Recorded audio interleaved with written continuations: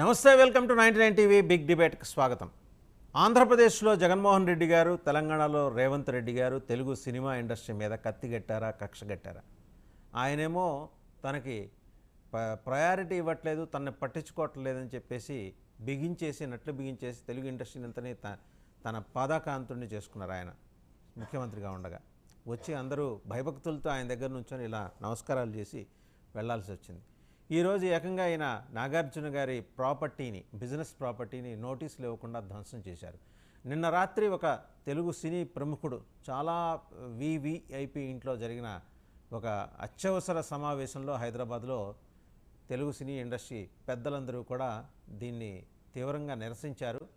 దీన్ని ఛాలెంజ్ చేయాలి, ఇలా ప్రభుత్వాలు ఇండస్ట్రీ మీద కత్తగడితే తాము ఎక్కడికి వెళ్ళాలి, నాగార్జున బిజినెస్ ప్రాపర్టీ విషయంలో ఏమన్నా అభ్యంతరాలు ఉంటే నోటీసుల ద్వారానో డయలాగ్ ద్వారానో ముందర మాట్లాడుకొని తర్వాత దానికి ప్రత్యామ్నాయంగా ఇంకేం చేయాలనే ఆలోచన చేయాలి కానీ అనేది వాళ్ళ వాదన. ప్రభుత్వ వాదన ఏంటంటే హైడ్రా ఒక నిర్ణయం తీసుకుంది, దాని కింద చెరువులు అలాగే కుంటలు ఆక్రమించుకున్న ప్రాపర్టీస్ అన్నిటినీ డిస్మాంటిల్ చేయాలని. సో దీనికి ప్రొసీజర్ ఉంటుంది, ప్రోటోకాల్ ఉంటుంది, ఇది పాటించట్లేదని ఇండస్ట్రీకి మొత్తానికి మెడకు చుట్టుకునే వ్యవహారం రేవంత్ రెడ్డి సర్కార్ తెలంగాణలో మొదలెట్టిందా? ఇది ఆంధ్రప్రదేశ్ మీద దీని ప్రభావం ఉంటుందా?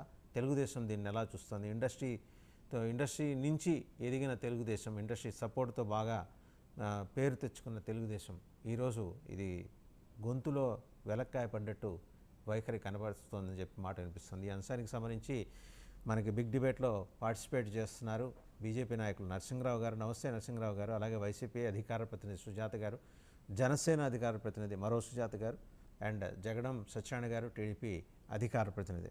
టు స్టార్ట్ విత్ వైసీపీ నుంచే మొదలెడదాం.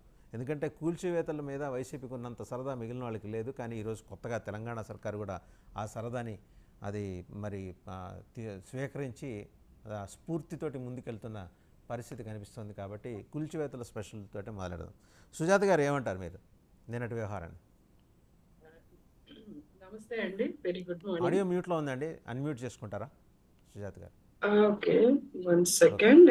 అన్మ్యూట్ లో లేదండి నాది. ఓకే అండి, మాట్లాడండి. Is it audible?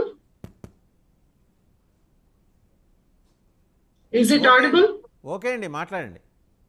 Okay, thank you. Very good morning all the panellist and 99 వీక్షకులందరికి కూడా వెరీ గుడ్ మార్నింగ్. మీరు చెప్పినటువంటి ఉపోద్ఘాతం ఏదైతే ఉందో, జగన్మోహన్ రెడ్డి గారు ఏది కూల్చలేదండి.